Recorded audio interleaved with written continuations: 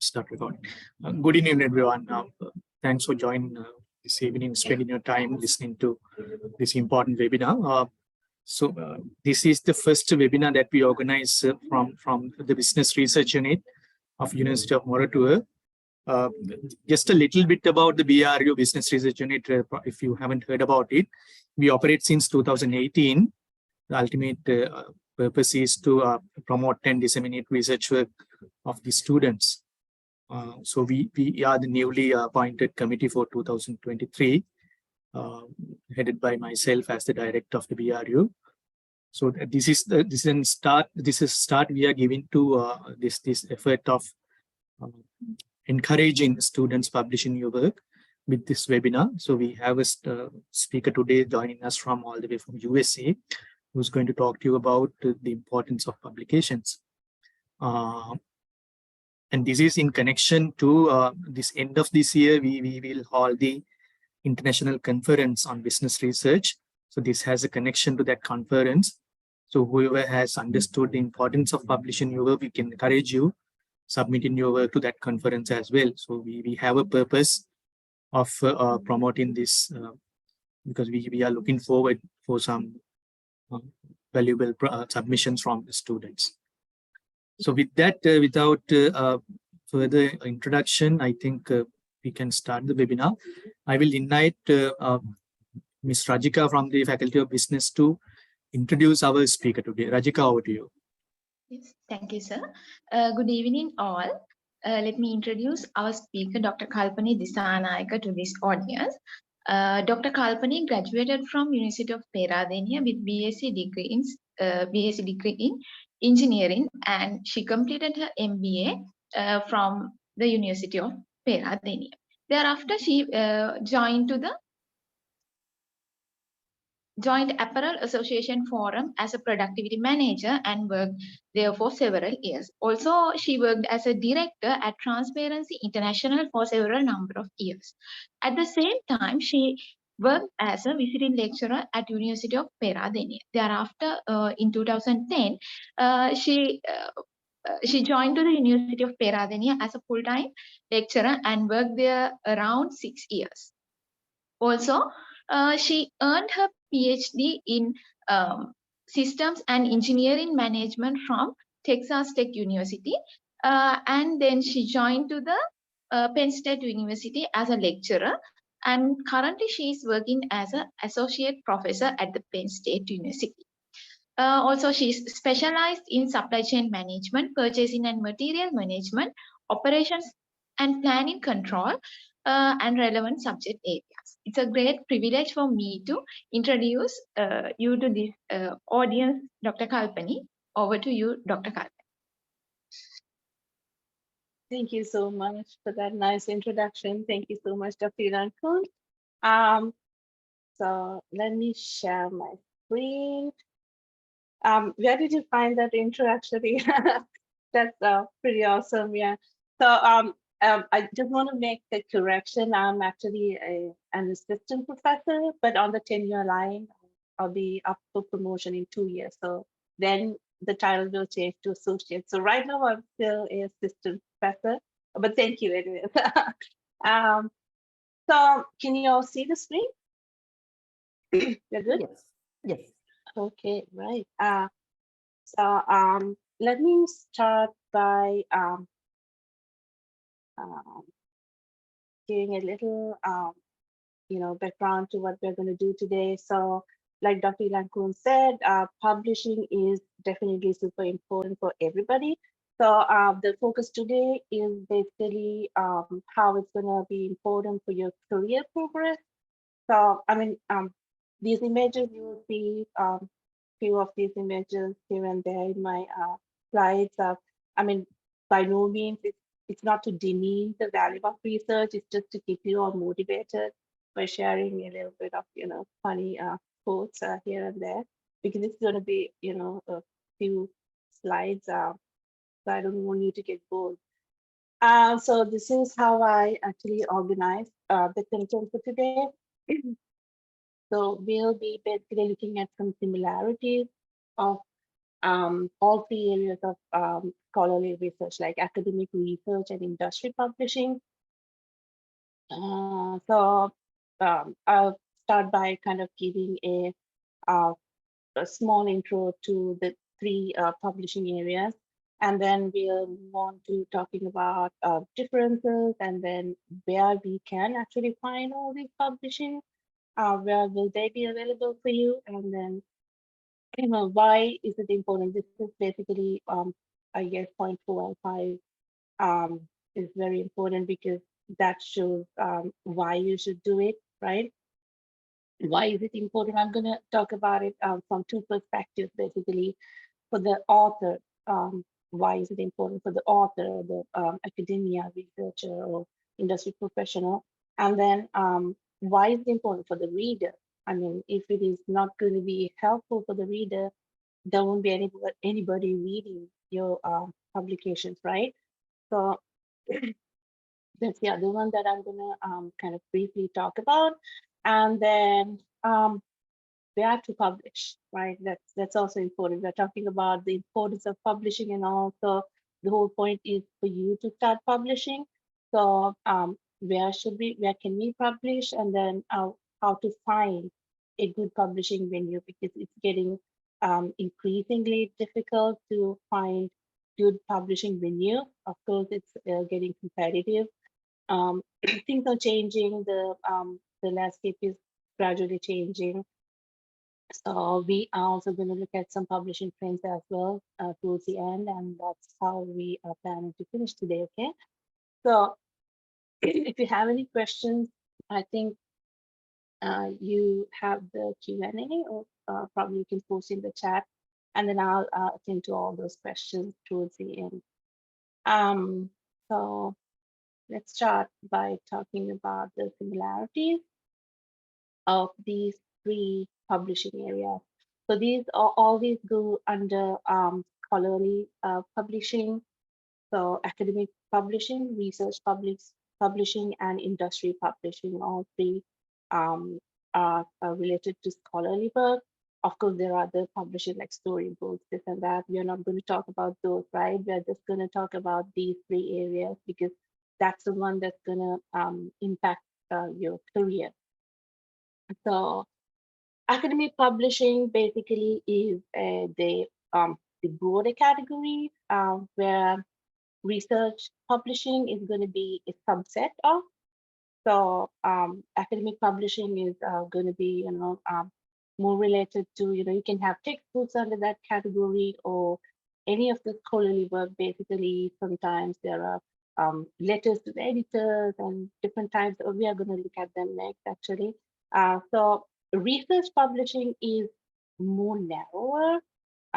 Like I said, it's actually a subset of academic research, academic publishing, but then they will be basically focusing on a special theme, right? A special focus area. So the scope of research publishing is actually narrower than academic publishing. Okay. So industry publishing, on the other hand, is something totally different, because it is coming from people who are working in the industry. They don't have to actually do research in order to publish. They can use the experience and publish it. Or if they let's say they have R&D unit where they came up with some newer product, some innovative product, or they did a prototype of something, and they can always go and put it out as a publication. So basically, those are the three major publishing areas. So I'm pretty sure you must have come through these different types of publications, right? We use textbooks every day, right, for our studies. So it's under academic publications. Research publishing, probably have read articles from journals. You have read conference proceedings. So all those fall under research publishing. And then industry publishing, you will find them in trade journals, trade magazines, newsletters, or now that digital publishing is a thing, it's becoming a trend. So you will see most of these getting published in websites as well. So yeah, what is similar to all of these basically is that they're all there to disseminate some knowledge, right? Some information. So that's common across all these three publishing areas. And the quality and the accuracy of all these three are pretty high, especially academic and research publishing. They have to go through a rigorous review process before they actually get published. So industry publishing, again, even though it is not as rigorous as the academic and research publishing, it's still something, that, I mean, to guarantee the quality, they still have to go through some review steps. So the quality and accuracy is a common feature in all these three types of publishing. And then, of course, they all have to follow certain publication standards. Like they have their, word limits, or how they should share their figures, the number of figures they can have, and then whether they should share the data or not. So all those, there will be standards, and the referencing also. The certain journals have their own referencing style. So is for industry publishing, they will have their own structure, own template that we have to follow. So these standards is a norm across all three. And then, of course, these are all intellectual property, right? So they will have some copyright issues. So we, for the industry, again, they will have some trademarks or patents where they have to, patent their work, basically to safeguard what they produce, right? It's another type of production in a way. So we have to safeguard all this work. So that's how these are the different ways that we do it. So the differences, again, basically are stemming from the purpose and the audience, because when we try to do academic publishing, it is for basically for the scholars, like researchers, students, or faculty who's teaching. So that's the audience is different. And then research publishing is to share our knowledge with a with similar with researchers of similar interest, right? And plus, I mean, sometimes when we do research, they are also being used as proof of or evidence when it comes to public policy making. They use these as proof for coming up with a certain policy change, right? So our senators, governors of the states, they use research publications all the time, and then they refer to them when they come up with a newer change to some existing policy or something like that. So again, could have a wider audience. Even, I mean, general public also find some research interesting, right? So probably research now that AI is becoming very important, research related to all the artificial intelligence, or there could be, I mean, many things out there that interest different people. So it is, I mean, for basically for a wider audience. So industry publishing will mostly help the decision making of managers and industry professionals, because they'll be sharing about their new products or new industry trends, and sometimes about some issue that they faced and how they overcame that, or challenges, opportunities, all these things. So mostly will interest the people who are in the profession, right? Who are already in the industry. So the audience is going to be different. Like I said, the other thing that'll change between like these three categories will be how they actually review these publications. So academic publications will have to go through a lot of rigorous process. So when we try to publish here, actually, sometimes it takes like 2 years for an article to actually come out, because, if it's a journal which is having a very high demand, then even to get a desk review, it might take about 5 to 6 months. And then after, if you go through that, the first like initial review process again is going to take another 3-4 months minimum. And let's say they can come up with some major revisions, they can either give you a major revision, a minor revision, or reject it at that level. Minor revisions, of course, again, the revision is going to take a little while for you. And then once you resubmit, that review process is again going to take another 3 to 4 months, depending on the journal again. Some are actually very quick. They have a very quick turnaround time, but typically, I mean, altogether, like when you go through all 3 review processes, it'll take like 2 years sometime, right, for a article to come out. So it's not easy to publish in academic and research journals. It's similar to both, but in research, since the audience is a little wider, I would say the standards are like a little less rigorous compared to academic publishing. Like if you're doing a textbook or something, it has to be of high quality, because sometimes the textbook will be referred again and again all over the world, right? And then you have to make sure that whatever the information that you put in there is highly accurate. So that's why we rely on certain publishers than others, because we know that those publishers are actually following very high standards before they put out their work, right? So industry publishing, on the other hand, has it doesn't require the same level of rigor, but then still go through some sort of a peer review process. Basically because it's sometimes it's they are not gonna, like for a research, sometimes we are very worried about the generalizability or the validity, applicability, all these things. How much of a wider population did you choose, or a sample did you pick out of the population, how representative it is. So we are so worried about these things.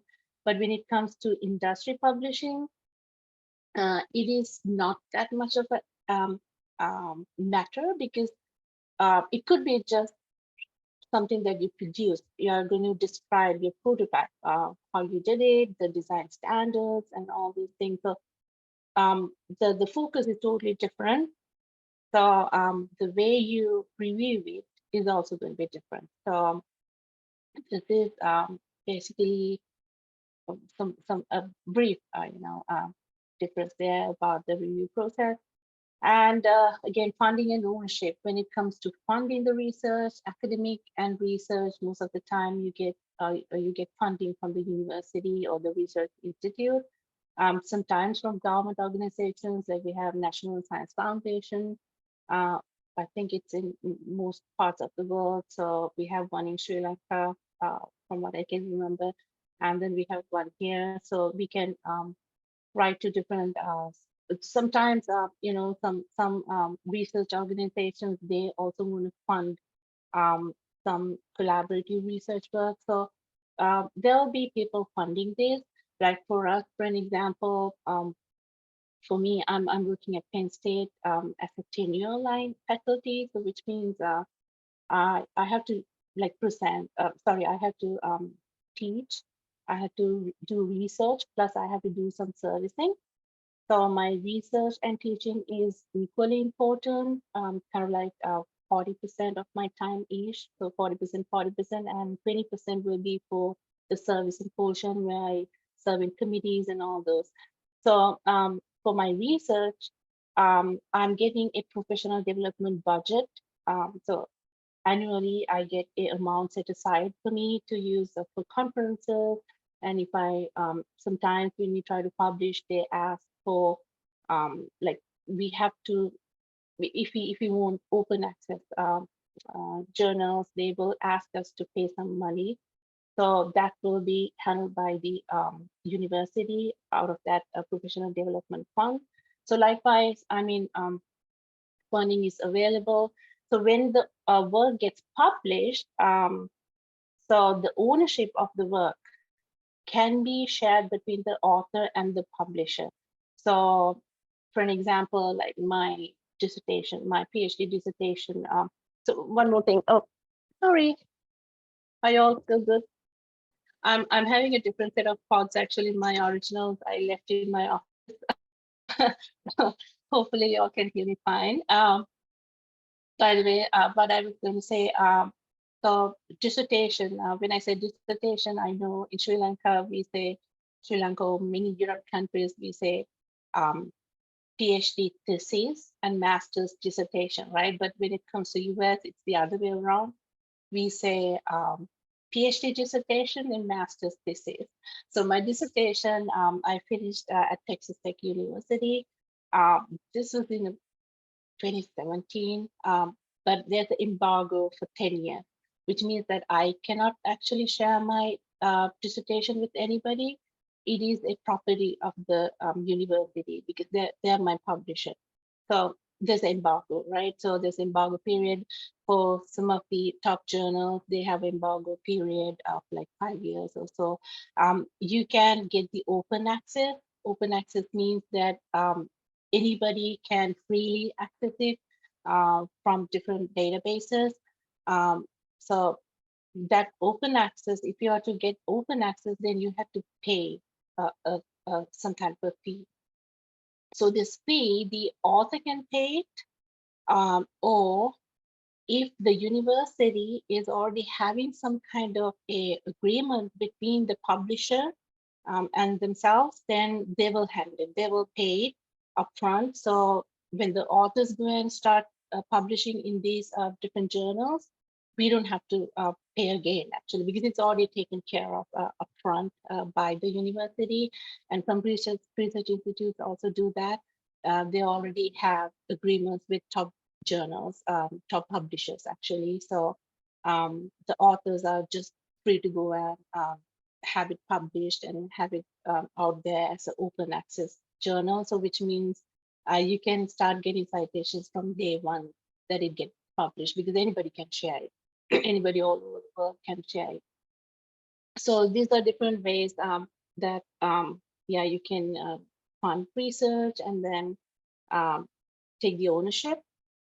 When it comes to industry publishing, most of the time the author doesn't get the ownership of the publication. It's the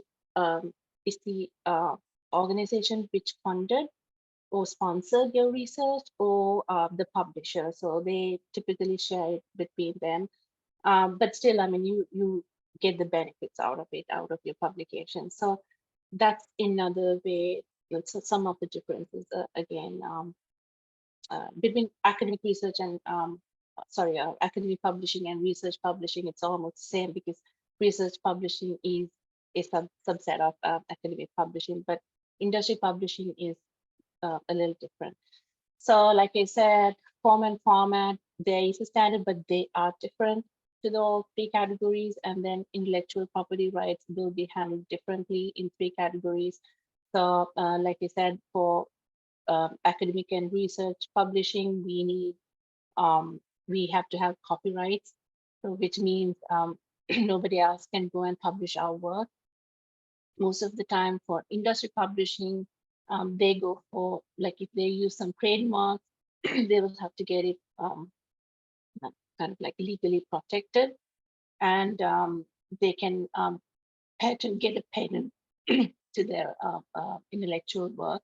So it'll safeguard their work by getting getting republished by someone else. In a way, it's a intellectual like a knowledge theft, right? You can avoid such a thing happening. So let's see where we can find this. So most of the time we go to academic journals to find academic publications, right? So these could be, I mean, you can find Elsevier or Sage, or what are the other big publishers out there? It doesn't come to my mind all of a sudden, but yeah, Taylor Francis. So all those big publishers out there, they have different like journals which will have different focus areas, And you will see different types of academic research in these journals. Sorry, academic publications in these journals. Some could be literature reviews, research articles, some based on case studies, some on meta analysis, we call them, like we try to combine several research which is already been published, but you follow certain statistical technique to combine them. So others are like commentaries, theoretical conceptual framework presenting, even electricity editor, all these different types could come under academic category, and the textbooks too.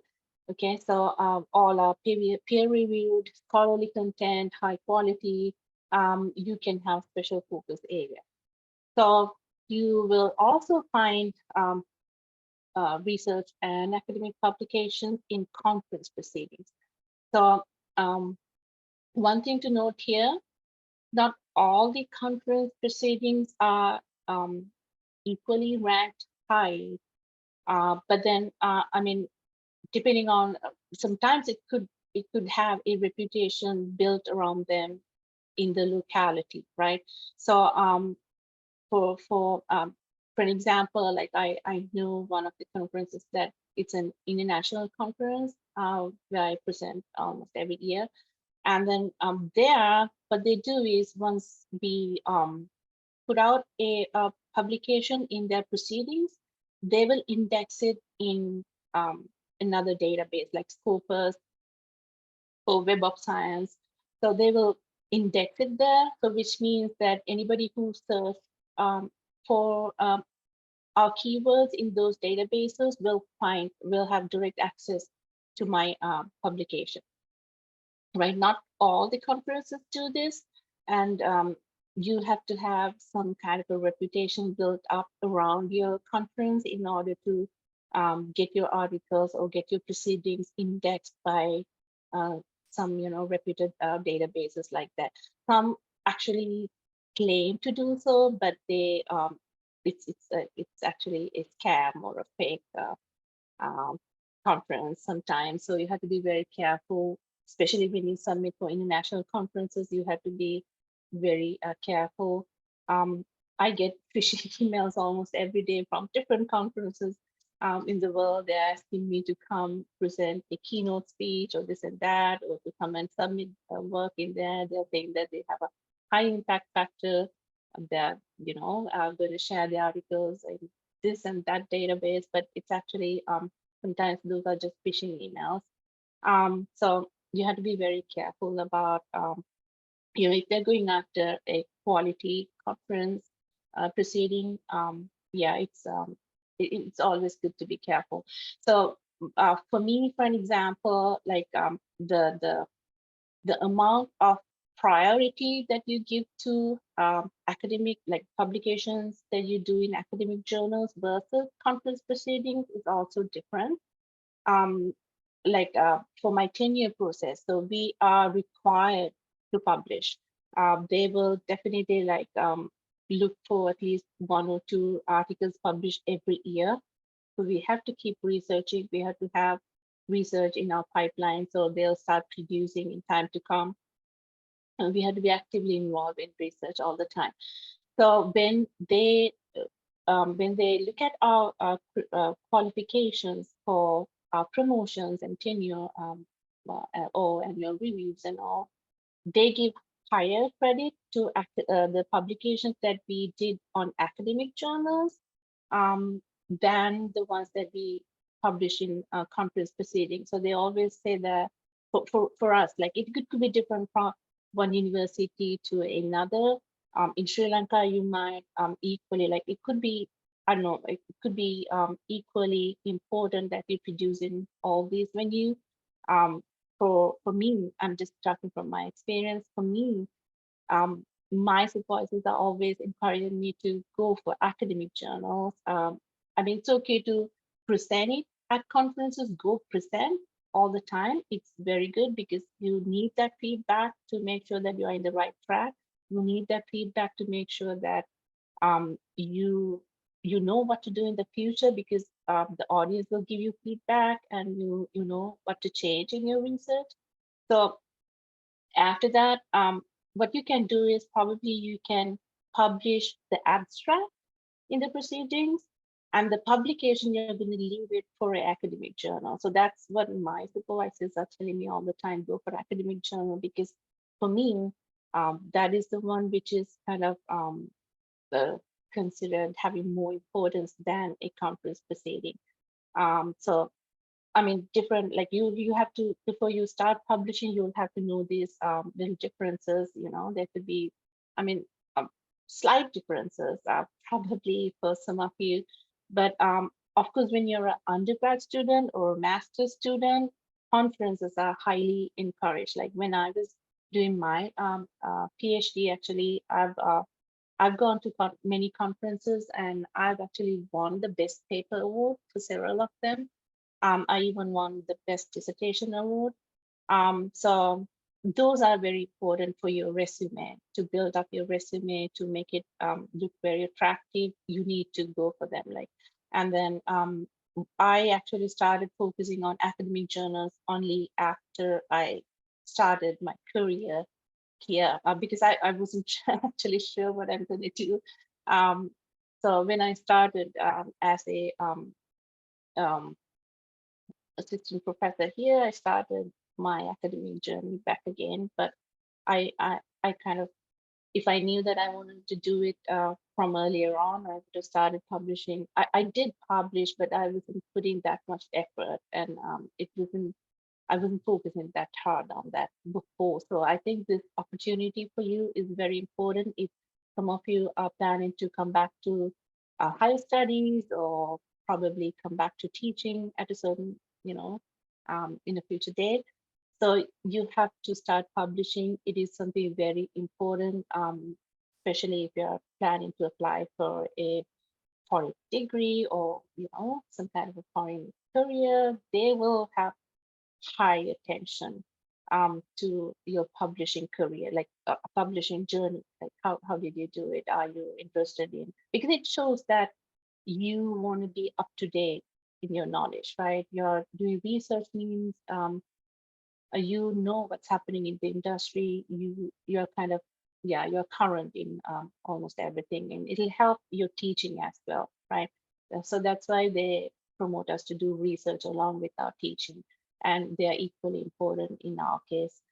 So the same thing with industry. I'm pretty sure, like here, I have a friend who's working at Ford, and he has, I don't know, about 15 patents already. Like whenever they, he's actually a graduate from Pera, the University of Pera. They probably Dr. Lanto knows. So anyways, so they have to get like, whenever they come up with a newer addition to what they're doing, they will, you know, go ahead and publish it and get a patent in their name. So that's going to build up their reputation. So it's very important. So the other one you will see is the textbooks, comprehensive. You know, you can textbooks, of course. Well, I don't have to talk much about textbooks because we all know how the textbooks works, right? So for industry publishing, you will see trade journals, business publication, white papers, a lot of white papers out there, and then technical publications, sometimes sponsored by the certain organization, or it could be common across, common for, you know, there could be certain trade conferences, and then the trade publications could actually come from these these conferences as a result of the conference, right? So newsletters, we see newsletters every day. Universities have their own newsletters, and sometimes you will see that scholars are sharing their knowledge in these newsletters, right? So like I said, patents. If you want to, you know, have a look at the patents out there, you can do that. So in United States, we have United States Patent and Trademark Office database. For Europe, there's European Patent Office. World Intellectual Property Organization database. So all these databases are accessible, but I think probably you'll have to pay a fee, a subscription fee, or a fee to download them or something.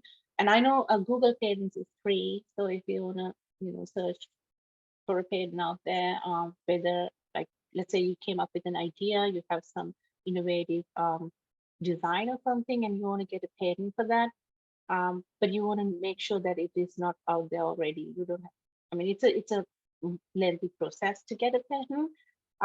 But then if you want to check it for free, Google Patent is a nice website where they provide free access for you for the people who want to know things. There could be certain industry databases as well, like for chemistry, they have the chemical abstract services and all. So likewise, so all these places, you find different publications, right? So let's see. Yeah, I'm trying to go quick here. So why is it important? That's basically like our main topic here today, right? So all this time we were trying to identify where we can find different type of publishing, and then different categories and all. So the importance for academia, basically, like I said, for us, it's part of our career progress. Like we have to, we must, it's a must for us to do research and publish them. So like you see, I mean, there is a quote saying that publication is like the currency of academia. So this is kind of very essential because it helps us build a reputation. And then when we go to conferences and all, for an example, we get to meet other people having similar interests, and then we can find collaborations, like other partners to work with in future. And the more you publish, the more you become an expert in that field. We typically, when we publish, we try to narrow down our focus so that we can specialize in a certain area. So more publications you have, you also have a higher chance of getting funding from industry for your future research work. So that's very important for academia, and then even for researchers, the same thing. You can basically build a reputation, and that actually helps you with your future research work, right? Future collaborations and then funding opportunities. That's basically the main thing for academic and academic publishing and research publishing.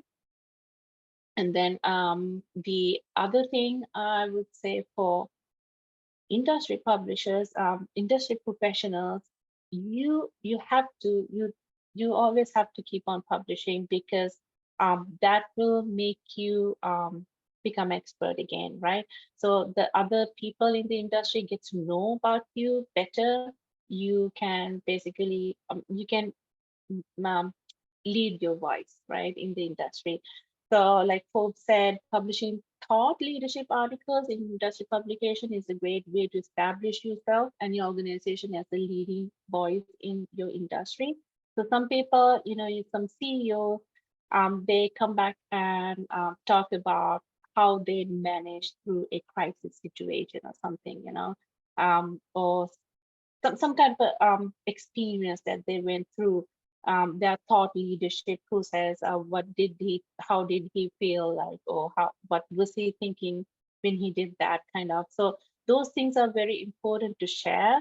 And then other people in similar industry get to know about you by reading those publications, and then you automatically build up your reputation as a leader in the field, and it'll definitely help you take up the career ladder, right?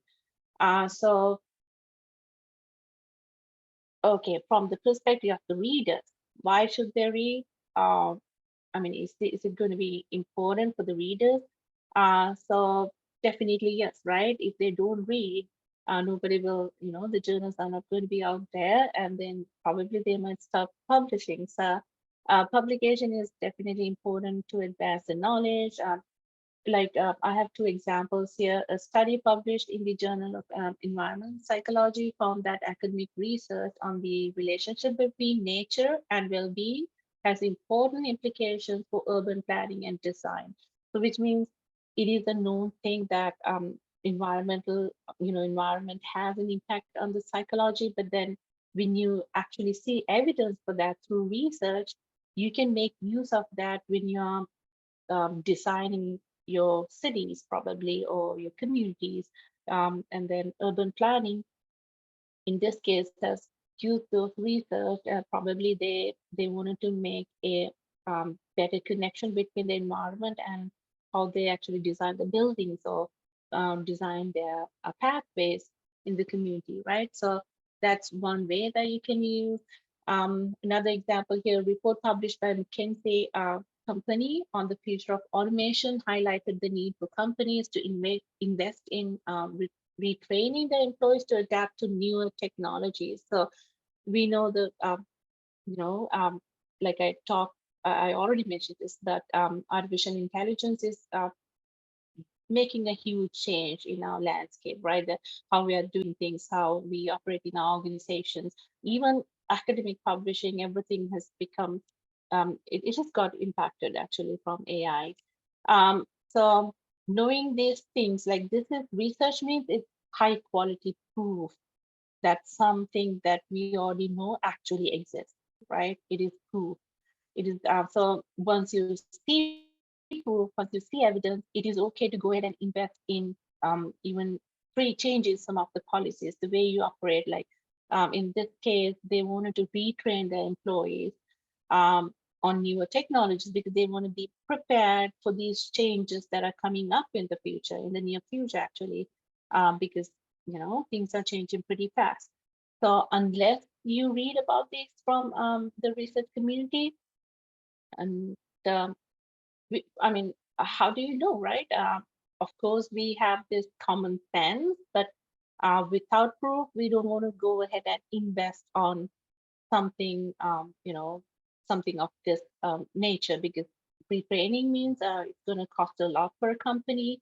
Basically, all your schedules will change and your production will get impacted, your servicing will get impacted. I mean, there should be proper evidence. There better be good quality evidence before you jump into something like that. So it is definitely important for decision making. And then innovation and entrepreneurship. Like I said, in here, of course, we have a lot of individuals who start self employment, or they have their own businesses actually from a very early age. Some when they're already in the high school, some when they start, their college. So what they do, they go to these websites, they look at the patterns out there. Sometimes they go ahead and then start producing them.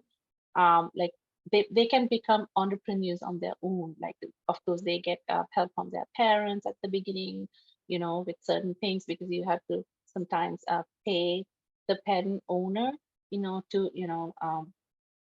build something on it. If you want to develop a business based on a existing patent product or something out there, then you need to definitely, come into an agreement with the patent holder. So but it actually supports the community that way. It helps the society to develop, right? So the other thing, quality and accuracy of these publications are very high. So for an example, I know Wikipedia is out there. A lot of people, the moment we ask something, we just go to Wikipedia and search it up. I mean, it is good. It's a crowdsourcing. I mean, the only thing is not all the information in Wikipedia is verified. So you will, what you can do, probably you can go there because it's a nice collection of information.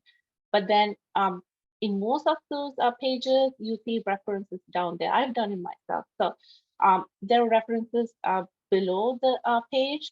You can go to those original sources and then verify the content before you actually use it in any of your publications.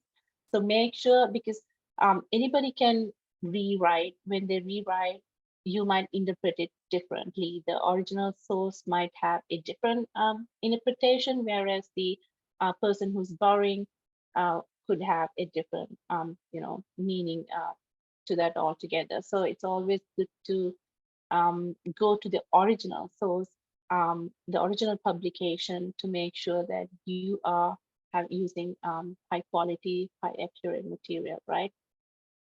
So some organizations use this to kind of as a venue to impart their governance, like they want to show that they are transparent in their work.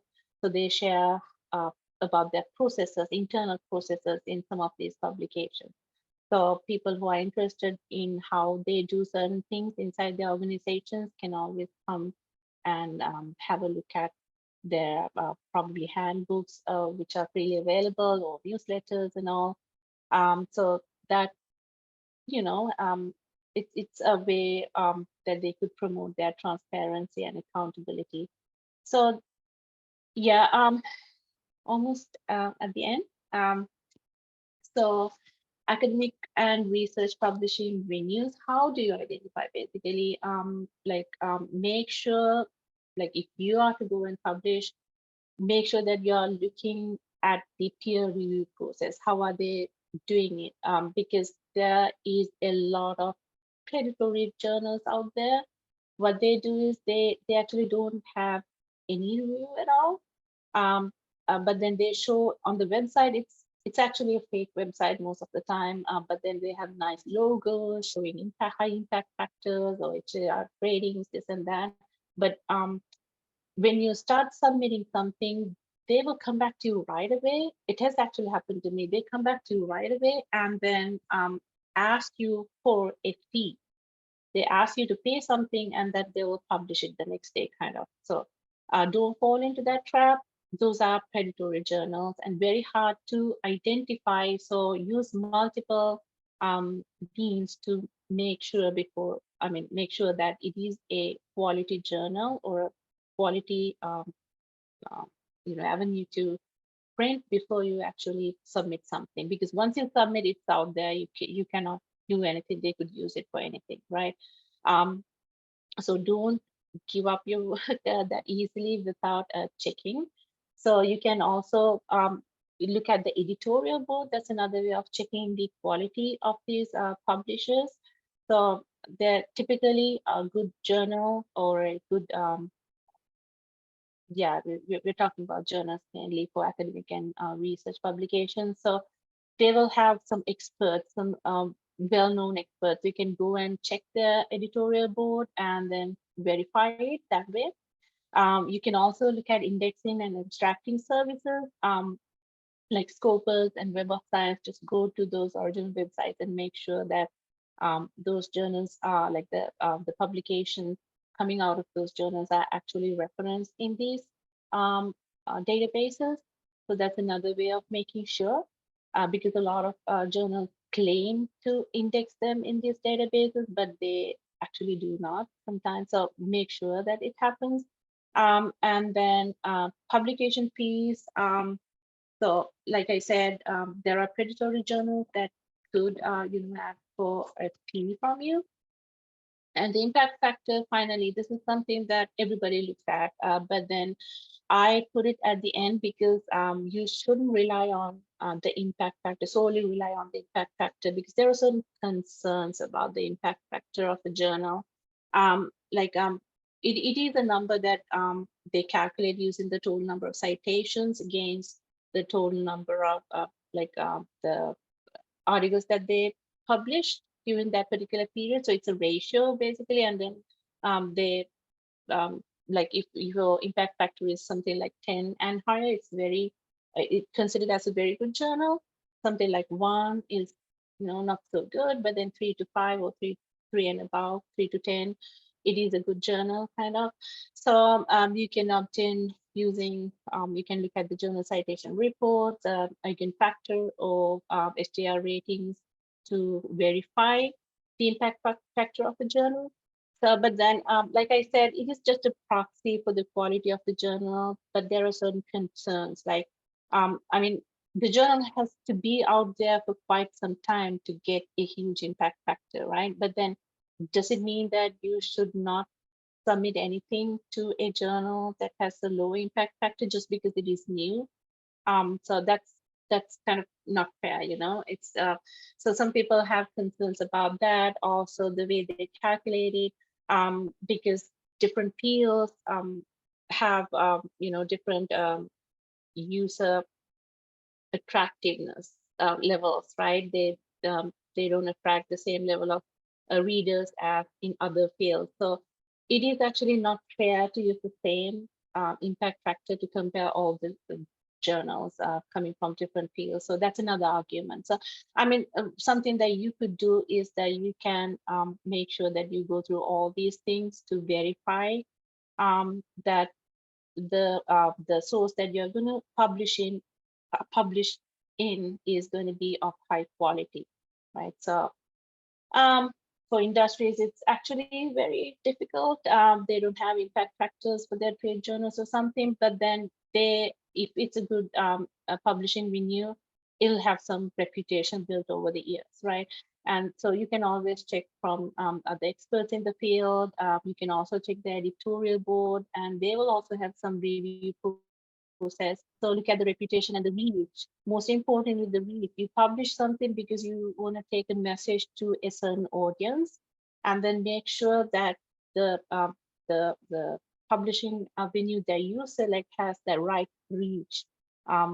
So if not, it's not going to be effective, right? So lastly, the trends you can see both over the decades, both academic research and industry research actually has bumped up in the numbers, a huge increase in academic and research publications. It's about 3.5% annually, a growth rate of 3.5% annually. So for the trade, again, since 2000, they have seen about 20 increase of about 20% up to 2010. So overall, the trend is up, and then you see open access coming, becoming more and more popular. There are more and more interdisciplinary research. Data sharing is out there. The publishers are actually encouraging you to share your data when you publish. It is not compulsory right now. It could in the future because they are favoring more data sharing. There are more preprint services coming, which means that I told you the review process is going to take long. But then some publishers provide you preprint services, which means that you can go ahead and share your paper before it actually goes through the entire review process and gets printed. So they offer that service. Growth in digital media, artificial intelligence, machine intelligence. So these are, you know, newer trends, and you can see huge changes in publishing because of these things. Also, more and more people are now trying to rely on self-publishing, and then sometimes hybrid publishing kind of, without having to rely on journals. They have their own blog posts, they have their own websites. So why not share my work, right? So it is, these are some of the trends, and I kind of thought that this is pretty interesting. I'm not sure. Like you can actually search it up. So these guys are showing there's a lot of, so the audiobook. I don't know how you are doing it, but the audiobooks like this Barack Obama or Michelle Obama's book, I mean, something that I do.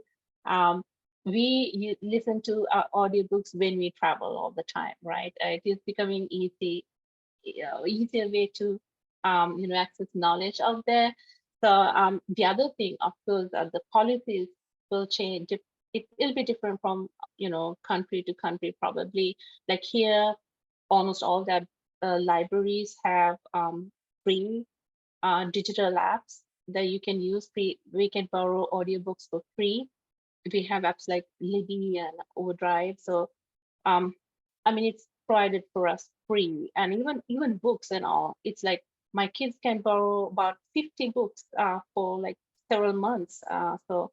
And the libraries are high quality, very high quality. And then you have all sorts of publications in a library. So even the county level, the small libraries here, they're all free, like it's totally free. And I'm like, I feel like I'm blessed that my kids are kind of, having these things here.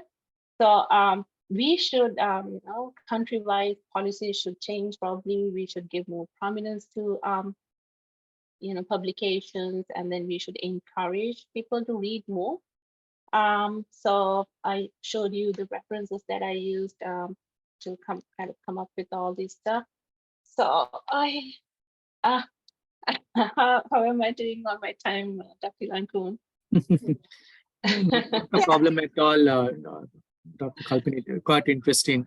So, well, we still have a few minutes left for a question session. Dr. Asanka will be moderating the Q&A session. Yeah. Dr. So I Asanka? hope, So I hope we can take maybe 5 more minutes for the Q&A session. So many thanks. A big thank Dr. Kalpani for your stimulating speech. And we are very grateful for your time and effort took to share your thoughts and experiences with us. So I hope, so it's time for the audience to ask questions. So we are very welcome if you have any questions for Dr. Kalpani.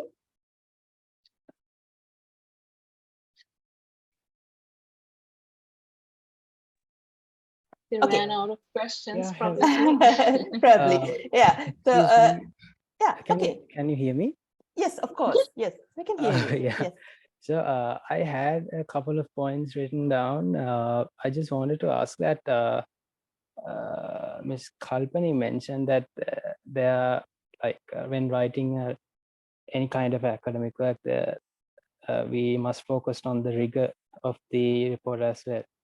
So, like, is there a level of vocabulary to be used? Like, can we like explain it in a rather simple way and without complex words and still be identified as quite a rigorous work?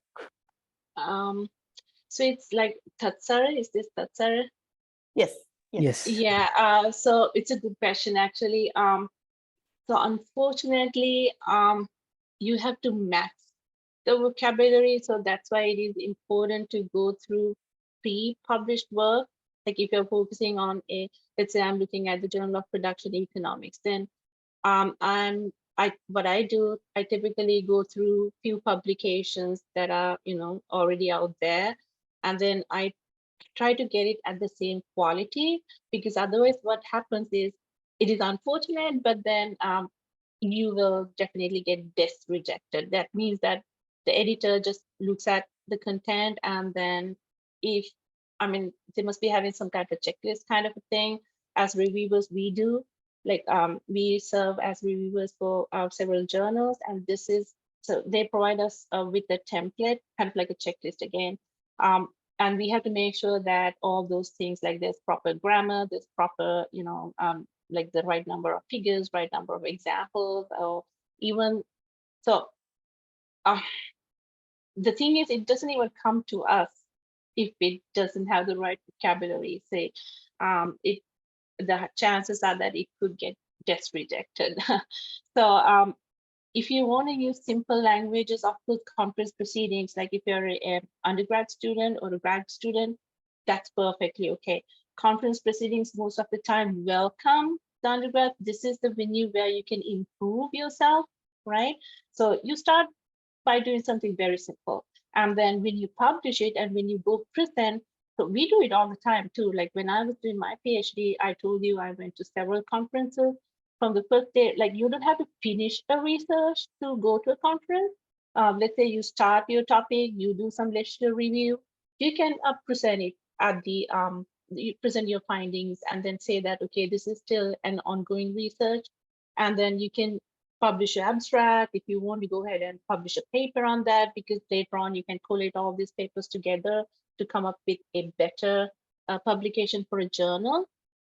So conferences, yeah, more than welcome. You can use very simple languages. Most of the time, conferences welcome all the undergrad work, and I'm pretty sure the universities themselves, like we have research conferences. Dr. Ilan Poon was mentioning about something like that. So just go ahead and present your work there. What is important is to get the feedback at these early stages, right? So do it. And then if you target a high journal, at that point, what we do, that's why we have, like you might have seen several publishers, several authors in most of the articles. So for an example, when I published, I had my research advisor as my secondary author.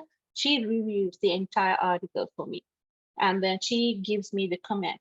So she even comments on the grammar, how it should be rewritten, and then all those things. So that's why it is important to, like, if you're targeting a journal, I'm talking about higher level publication. So if you're targeting something like that, work with advisors. So make them part of your, publication. So they can be a second author or third author, and the more reviews you get is better. They will go through the entire article and give you feedback. So they will help you with the wording even. So my first publication, that's how it happened. My advice, actually, she goes through all 38 pages. It's crazy, but then that helps. And some last point, some publishers actually often offer you a review service. Sometimes you might have to pay a little for that. I recently published in one journal. They just charged me for the open access, but that was covered from my professional development fee that I get from the university. And there was a reviewer assigned for my article. She went through the entire thing line by line, and she, changed everything. She was asking me questions, whether this should be like this or that. And then, so things are there to help you actually there, but then start from somewhere. Start simple. That's how everybody starts. Start simple, start with conference proceeding. That will be the best place to showcase your work. Yeah, there are so many opportunities that we can publish our unfinished work as a work in progress, kind of the papers, right? Or the conference proceeding. Yeah. Yes. Yeah. Yeah. Yes. So yeah, go ahead. Yeah, sorry. No, you're good. Yeah. Even for the academic journals, like you said, you can talk about the literature review. So for a PhD, we typically have about 3 publications out of our PhD dissertation, like PhD research. Something at the very beginning out of our literature review. Something after we do our initial data collection and do a kind of like a trial. Let's say we do a survey, we publish our primary results, and then at the very end, after we find everything, like the final conclusion of our research. So like you are free to do any of those. Any other questions from the audience? I have another question. Yeah, of course. Thank you for the last answer, madam. That was quite concise and comprehensive. My next question is basically based on the academic publishing itself. It's not something like we can start right away as an undergraduate. We don't have experience, or maybe we don't have a novel idea to introduce to the world. But like the last time you mentioned about the impact factor, does it has some sort of a connection with the significance of the field that we are trying to research or write an academic work about? Imagine if it's not something that's demanded currently by any industry or by any kind of a scholar, probably it would have low significance. So does that has any connection with the impact factor that it's going to get at the end? So Tatsara, the impact factor is actually for the journal.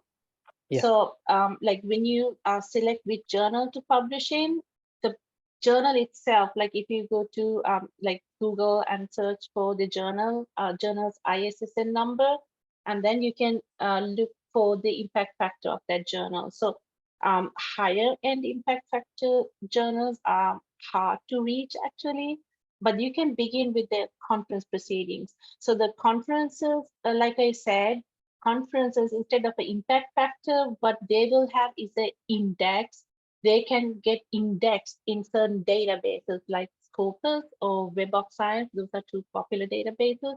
Not all the conferences get indexed in them, but then it doesn't mean that you shouldn't publish. You should start publishing at local level, like your university, your college. As undergrads, you get undergraduate research exhibitions all the time. So publish in these venues, do a poster presentation, because it's good for, you can list it in your resume all the time. So it shows that you have that interest, right? So start from there. And then, like you said, so if something is not out there already, that's the best thing to publish on, because there's a research gap between, right? So look for the gap in the literature and then try to, come up with something that'll fill that gap. So you can always say that my contribution to the research world is because, I came up with some publication in this area, which is having a high lacuna, like a high vacuum. So that's a good way. But then also the significance, when you say it's the significance, it has to be of interest to somebody, right? Just because it is not being researched, it's not being done out there, doesn't mean that it's always important. So there has to be, so that depends on, like, when you do a research, the first thing that you do is you identify your research questions and research problems, right? So that when you identify your problems and research questions, you identify it based on something that is out there, right? Something, a problem, not just, it's not going to be a personal problem for sure. So when you identify a problem, it has impact for the whole country or the whole, world. So that gives a significance. Your problem itself actually creates a significance. So that's, your advisor, if you're working with an advisor, they will guide you through this process. So the starting point is selecting a good question, and then your topic will change. It'll, like my PhD topic, I don't know how many times it changed. It keeps on changing because the more it's like, so doing research is like trying to find how to exit in a dark room, right? Like you're touching the wall and trying to reach the door, but then sometimes, you always don't make it to the door the first time. Probably you'll have to, you do different ways. So nobody knows how you can finish it. So the end is not clear sometimes. So the topic might keep changing, but your goal should be there. Like at the beginning, what you should have in your mind is, okay, this is the problem that I want to solve.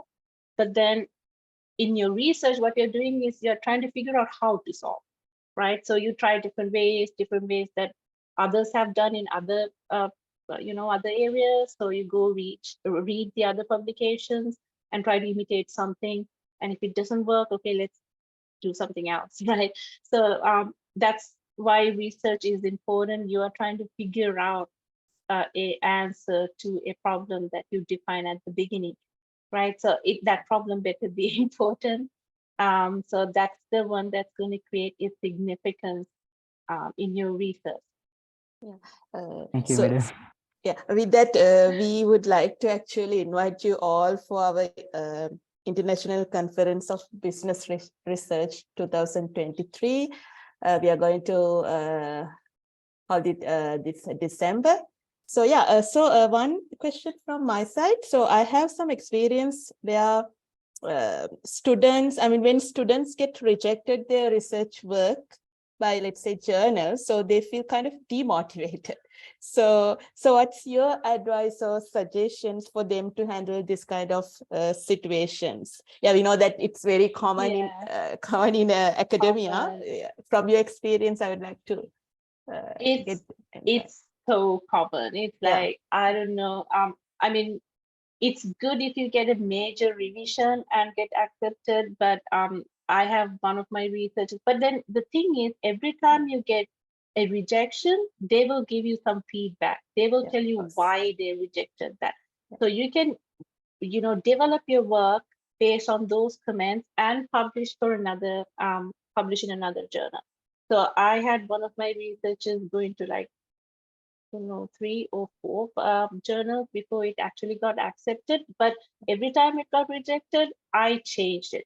I improved based on the feedback. So just like, don't just accept why. Just go behind the reason why it got rejected and then work on improving. So I think it's a good thing that you get feedback. The importance in presenting at conferences is also the same thing. You get feedback. Get feedback as much as possible. So they will tell you whether it's interesting, or they will share their own experiences about research, similar research. And then, always, I think it really is a good way to improve yourself. So never give up, because it's very common. I mean, Yeah, I getting don't know if feedback. there's anybody, if there's anybody who Yeah, hasn't true. got them rejected. I don't, it's like, what do you call it? CNN marriage genetic editing of that Yeah. kind. Yeah. It is very common. All Okay, right, so don't get disheartened. Keep and going. getting feedback from peers also encourage us to do Yes. more researching and publishing. Yeah.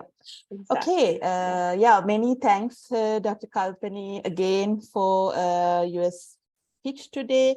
And so now I'm welcoming Miss Chetana for giving the thanking speech. And thank you. And it's over to you, Chetana. Thank you, Sam. Thank you, madam. Thank you, madam. First of all, a special thank goes to our key speaker, Dr. Kalpani Dissanayake, for accepting our invitation and being here with us today, in spite her busy schedule. And thank you once again for delivering a fruitful session for us. Your thoughts have truly inspired us. Then we are thanking for the staff members of our faculty for joining this session by spending their valuable time. And we would like to thank for all the students for joining with us, and a special thanks to the students of 2019 batch for joining this session, even though amid their examinations. Once again, I would like to thank each one of you for being here. May you be blessed with happy and joy. Thank you. Thank you so much. Thanks for the invitation. And then I'm really happy to share this session with you today. I hope you learned something. Thank you so much, everyone. Yes.